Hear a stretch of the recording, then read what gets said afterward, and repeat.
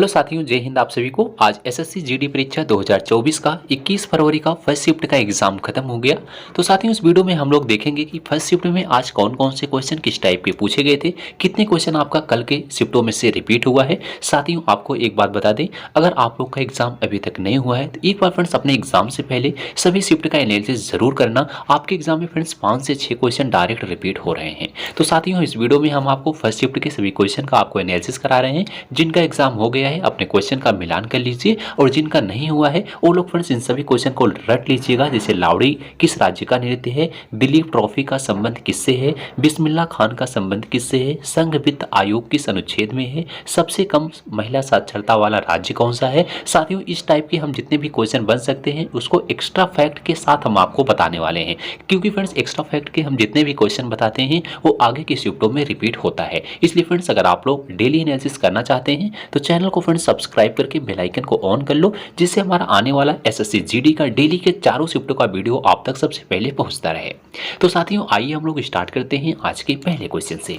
तो साथियों, इसमें देखिएगा, पहला क्वेश्चन पूछा गया था कि दिलीप ट्रॉफी का संबंध किस खेल से है। आपको बता दें फ्रेंड्स, ट्रॉफी से हर एक शिफ्ट में जो है एक एक क्वेश्चन पूछा गया। कल जो चारों शिफ्ट हुई थी उसमें से हर एक शिफ्ट में एक एक क्वेश्चन पूछा गया। उसमें आगा खा जो है 2 बार पूछा गया था, पहले शिफ्ट में भी और शायद तीसरे चौथे में भी। तो क्वेश्चन फ्रेंड्स रिपीट हो रहा है, और जितने भी ट्रॉफी से संबंधित आपके क्वेश्चन बनते हैं उनको आप लोग सभी क्वेश्चन को पढ़ लीजिए। एक क्वेश्चन आपके हर एक शिफ्ट में पूछा जा रहा है। तो इसमें देखिए पूछा गया दिलीप ट्रॉफी का संबंध किस खेल से है। तो आप सबको पता होगा दिलीप ट्रॉफी का संबंध क्रिकेट से होता है, तो क्रिकेट ऑप्शन आपका बिल्कुल सही था।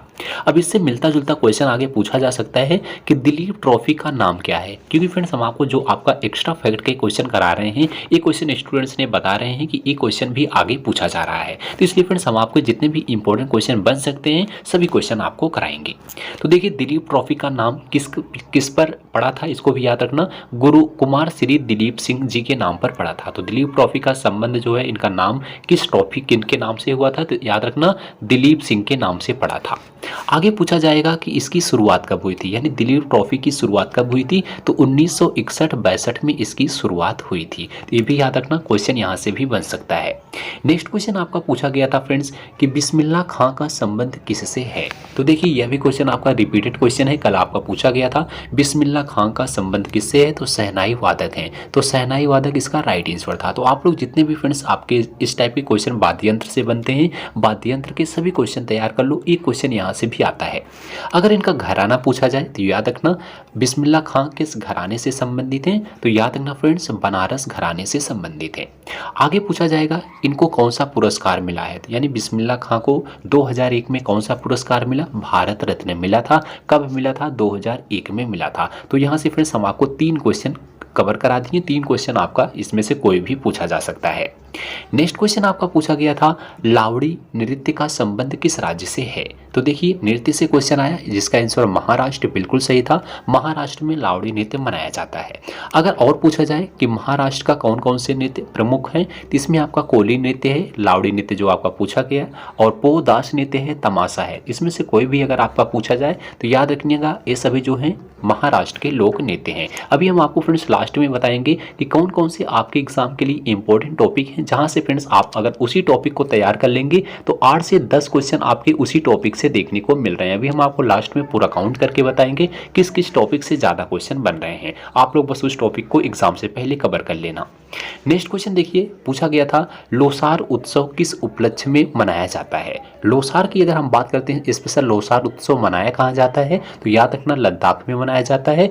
किसके उपलक्ष्य में मनाया जाता है, तो लोसार को बुरी आत्माओं से रक्षा करने के लिए और खुशहाल नई शुरुआत के लिए लद्दाख में मनाया जाता है। तो कहाँ मनाया जाता है, लद्दाख में मनाया जाता है। अगर पूछे, अगला क्वेश्चन पूछेगा कि किस जनजाति के द्वारा लोसार उत्सव मनाया जाता है, तो याद रखना फ्रेंड्स मोनापा जनजाति के द्वारा जो है यह त्यौहार मनाया जाता है। मोनापा जनजाति। अगर धर्म पूछ रहा है कि किस धर्म के द्वारा, तो तिब्बती बौद्ध धर्म के द्वारा मनाया जाता है। तो देखिए 3 क्वेश्चन है यहाँ भी हम आपके क्लियर कर दिए। लोसार उत्सव कहाँ मनाया जाता है, लद्दाख में। किस जनजाति द्वारा, मोनापा जनजाति द्वारा। किस धर्म के द्वारा, तिब्बती धर्म के द्वारा। बिल्कुल आप लोग बस इसी को याद रखिएगा, यही से आपका क्वेश्चन बनेगा। तीनों में से कोई भी क्वेश्चन आपका पूछा जा सकता है। नेक्स्ट क्वेश्चन आपका है, पूछा गया था वित्त संघ वित्त वित्त आयोग किस अनुच्छेद में है? तो देखिए अगर हम वित्त आयोग की बात करते हैं, वित्त आयोग के संबंध में भारतीय संविधान के अनुच्छेद 280 और 281 में उल्लेख किया गया है। वित्त आयोग एक अर्ध न्यायिक एवं सलाहकारी निकाय है। तो देखिए अगर आपके ऑप्शन में 280 दिया होगा तो 280 होगा, नहीं तो 281 होगा, लेकिन आपका ऑप्शन जो था शायद 280 दिया गया था। नेक्स्ट क्वेश्चन आपका आर्टिकल से एक और पूछा गया था, अनुच्छेद 20 किससे संबंधित है? तो देखिए भारतीय संविधान का अनुच्छेद 20 अपराधों के लिए सजा के संबंध में संरक्षण से संबंधित है, यानी जो है अपराधों के लिए सजा के संबंध से या जो है अनुच्छेद 20 संबंधित है। अगला क्वेश्चन जो ट्रेंडिंग टॉपिक है आपका जनगणना। हर एक शिफ्ट में फ्रेंड्स जनगणना से एक क्वेश्चन जरूर आ रहा है।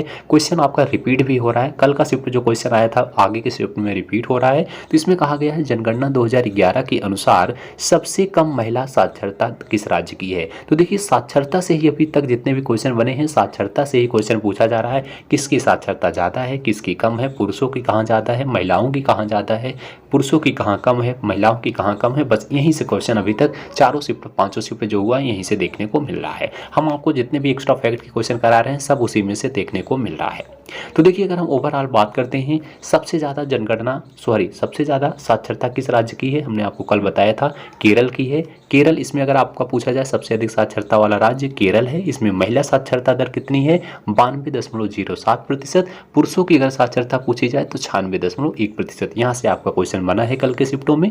अगर जो आज पूछा गया था सबसे कम साक्षरता किस राज्य की है, तो इसमें अगर आपका राजस्थान दिया गया होगा तो राजस्थान सही होगा, अगर बिहार दिया गया होगा तो बिहार सही होगा, क्योंकि राजस्थान में जो महिलाओं की साक्षरता है वो 52.12 है और महिलाओं की जो बिहार में है वो 51.50 है। तो यहाँ पर अगर सबसे कम देखा जाए तो बिहार की है, उसके बाद आपका राजस्थान की है। तो इसमें शायद पूछा गया था कि जनगणना 2011 के अनुसार जो है दूसरा सबसे कम साक्षरता वाला राज्य, तो पहले पर आपका कौन सा है? पहले पर आपका बिहार है। अगर दूसरे पर पूछा गया था तो आपका राजस्थान वाला ऑप्शन बिल्कुल सही था।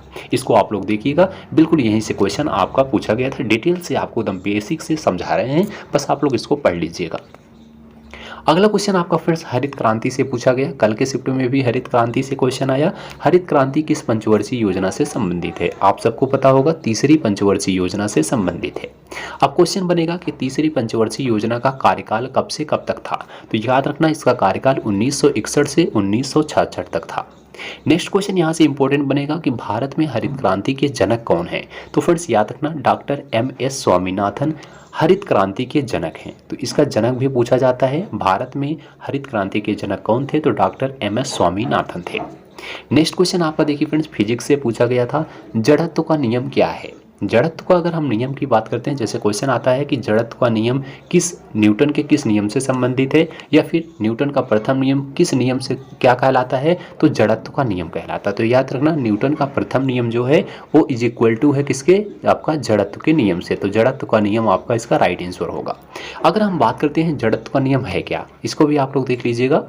कोई वस्तु स्थिर हो या एक समान गति से चल रही हो तो वह उस समय तक स्थिर अवस्था गति करती रहती है जब तक कि उस पर कोई असंतुलित बल ना लगाया जाए। यानी फ्रेंड्स कोई जो पिंड है, कोई भी आपका जो वस्तु है वो जिस अवस्था में रहता है उसी अवस्था में चलता है जब तक उस पर कोई बाह्य बल ना लगाया जाए। इसको आप लोग ध्यान दीजिएगा। नेक्स्ट क्वेश्चन आपका फ्रेंड्स एक योजना से पूछा गया था कि जन धन योजना का उद्देश्य क्या है? आपको बता देते हैं, इससे रिलेटेड आपका 3 क्वेश्चन बनेगा। अगर हम उद्देश्य की बात करें तो प्रधानमंत्री जन धन योजना का उद्देश्य वंचित वर्गों जैसे कमजोर वर्गों और कम आय वर्गों को विभिन्न वित्तीय सेवाएं जैसे मूल बचत बैंक खाते की उपलब्धता, आवश्यकता आधारित ऋण की उपलब्धता, विशेष ऋण सुविधा, बीमा तथा पेंशन उपलब्ध कराना सुनिश्चित करता है। अब यहाँ से क्वेश्चन पूछेगा कि जनधन योजना की शुरुआत कब हुई थी या फिर जनधन योजना किसके द्वारा शुरू की गई थी? इसको भी याद रखना फ्रेंड्स। इसकी शुरुआत जो है 28 अगस्त 2014 को माननीय प्रधानमंत्री नरेंद्र मोदी के द्वारा किया गया था। इसकी शुरुआत ज़्यादा पूछता है कि इसकी शुरुआत कब हुई, तो याद रखना 28 अगस्त 2014 को हुई थी। अगला क्वेश्चन पूछा गया था अनाका अलका मोनी का संबंध किस खेल से है? तो देखिए अनाका अलका मोनी का अगर हम खेल की बात करें तो ये स्क्वैश से संबंधित है। नेक्स्ट क्वेश्चन आपका पूछा गया साथी कि अखंड भारत का पड़ोसी देश कौन सा है? इसमें आपके ऑप्शन भी दिए गए होंगे। अखंड भारत का पड़ोसी देश जैसे आपका पाकिस्तान है, बांग्लादेश और आपका नेपाल और श्रीलंका, इनमें से कौन सा नहीं है ऐसा भी पूछा गया होगा या फिर कौन सा है। तो हम आपको बता देते हैं अखंड भारत की संकल्पना का मानचित्र में कौन कौन से देश हैं। इसमें आपका अफगानिस्तान है, बांग्लादेश है, भूटान है, भारत है, मालदीव है, म्यांमार, नेपाल, पाकिस्तान, श्रीलंका और तिब्बत को दर्शाया गया है। तो इसमें से आपका जो नहीं दिया गया होगा वो आपका नहीं है। इसमें से आपका जो दिया गए हैं ये सभी जो हैं अखंड भारत के पड़ोसी देश हैं। साथियों ये सभी क्वेश्चन जो है आपके जीके के पूछे गए थे। अगर हम आपको मोस्ट इंपोर्टेंट टॉपिक की बात करें, जहां से अगर आप लास्ट टाइम में अगर आप उन सभी टॉपिक को तैयार कर लेते हैं तो आपके 8 से 10 क्वेश्चन आपके आराम से क्लियर हो जाएंगे। जैसे आपका पहला टॉपिक फ्रेंड्स बनता है जनगणना से, तो जनगणना के आप लोग सभी क्वेश्चन को तैयार कर लो। जनगणना से जितने भी क्वेश्चन बन सकते हैं एक बार आप लोग यूट्यूब पर जनगणना सर्च करके देख लेंगे, जनगणना के महत्वपूर्ण प्रश्न, तो सभी प्रश्न आपके आ जाएंगे। उसके बाद आपका पंचवर्षीय योजना बनता है, पंचवर्षीय योजना के आप लोग क्वेश्चन देखिएगा। तीसरा आपका फ्रेंड्स बनता है आपका वाद्य यंत्र, तो वाद्य यंत्र के फ्रेंड्स हर एक शिफ्ट में क्वेश्चन पूछे जा रहे हैं, वाद्य यंत्र देखिएगा। उसके बाद आपका चौथा फ्रेंड्स बनता है खेल से, तो खेल से रिलेटेड आप लोग सभी क्वेश्चन को देखिएगा। जैसे आपका खेल में हो जाएगा कि इनका नाम दे देगा किस खेल से संबंधित है। ज़्यादातर तो पूछा जा रहा है आपका ट्रॉफी, तो ट्रॉफी आप लोग फ्रेंड्स सभी ट्रॉफी याद कर लीजिए, इस कौन सी ट्रॉफी किस खेल से संबंधित है, यहाँ से क्वेश्चन पूछा जा रहा है। अगर आप इस 4-5 टॉपिक को तैयार कर लेंगे तो आपके फ्रेंड्स 6 से 7 क्वेश्चन यहाँ से तैयार हो जाएंगे, क्योंकि एक टॉपिक से एक क्वेश्चन, किसी में एक टॉपिक से 2 क्वेश्चन आ रहे हैं, तो यहाँ से आपके 6 से 7 क्वेश्चन आराम से क्लियर हो जाएंगे। तो इस तरीके से आप लोग फ्रेंड्स पढ़ाई कीजिएगा, जहाँ जहाँ से क्वेश्चन बन रहे हैं उस टॉपिक को तैयार करने का प्रयास कीजिएगा। और हम आपको जितने भी फ्रेंड्स क्वेश्चन हमें मिल पाते हैं हम आपके सभी क्वेश्चन कराते हैं। जैसे आपका फ्रेंड्स एक क्वेश्चन जो आता है उसमें से हम आपके 3 क्वेश्चन बताते हैं, उसमें से आपके तीनों क्वेश्चन जो हम बताते हैं उसी से रिलेटेड क्वेश्चन आगे पूछा जाता है। इसलिए फ्रेंड्स इंपॉर्टेंट क्वेश्चन के साथ हम आपको इंपॉर्टेंट फैक्ट के भी क्वेश्चन करा रहे हैं। आप लोग फ्रेंड्स डेली इसको जरूर करिएगा, एग्जाम में आपको हेल्प होगा। उसके बाद आइए हम थोड़ा हिंदी की बात कर लेते हैं। हिंदी में फ्रेंड्स आपका विलोम शब्द पूछा गया था।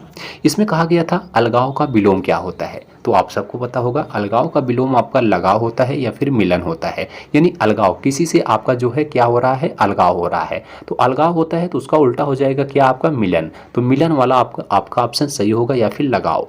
उसके बाद आपका देखिए जीवन दान का विलोम पूछा गया है। 2 विलोम से क्वेश्चन आप पूछे गए थे। जीवन दान की अगर हम बात करते हैं इसका उल्टा आप सबको पता होगा मृत्यु होती है, अमरता, निर्जीव, अचेत, अस्थायी, अविकासहीन, असफलता, निर्जीवित, अनजीवन, अचेत, अनिर्जीव, ये सभी जो भी हो हैं ये आपके जीवन दान के विलोम हैं।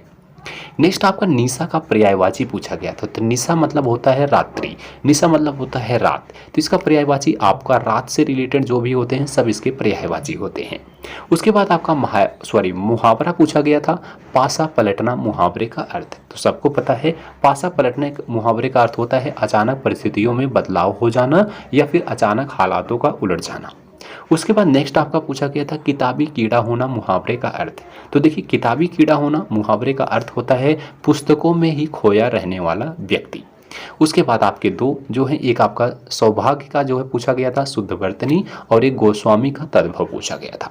तो ये सभी क्वेश्चन साथ ही हिंदी में पूछे गए थे। उसके बाद आपके अगर हम बात करें गद्यांश की, गद्यांश में साथियों आपके 5 क्वेश्चन पूछे जा रहे हैं। एक गद्यांश दिया जा रहा है, उस गद्यांश से रिलेटेड आपके 5 क्वेश्चन आ रहे हैं। अगर आप थोड़ा सा भी उस पर प्रैक्टिस कर लेंगे तो 5 क्वेश्चन का आप जवाब दे सकते हैं। तो ओवरऑल अगर हम शिफ्ट की बात करें, बिल्कुल फ्रेंड्स ईजी शिफ्ट आपकी पूछी जा रही हैं। जितने भी शिफ्ट हो रहे हैं सभी जो है ईजी क्वेश्चन पूछे जा रहे हैं। इस तरीके से अगर आपको कट ऑफ को हम बताएं फ्रेंड्स, कट ऑफ आपको बहुत ज़्यादा जाने वाला है। आप लोग प्रयास कीजिएगा 80 क्वेश्चन में फ्रेंड्स आपको लगभग 70 प्लस क्वेश्चन आपको अटेम्प्ट करने हैं किसी भी हालत में।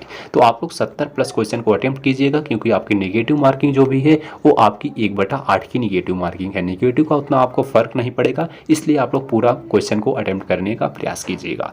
इसी के साथ साथियों आज की वीडियो में बस यहीं तक। उम्मीद करता हूँ वीडियो आपको अच्छी लगी होगी। वीडियो अगर आपको थोड़ा सा हेल्पफुल लगा हो तो एक बार वीडियो को लाइक करना, दोस्तों में शेयर करना, कमेंट बॉक्स में अपनी राय जरूर दीजिएगा। और इसी तरह से हर एक शिफ्ट का एनालिसिस करना चाहते हैं तो चैनल को सब्सक्राइब करके बेल आइकन को ऑन कीजिएगा। मिलते हैं अगले वीडियो में, तब तक के लिए साथियों जय हिंद जय भारत।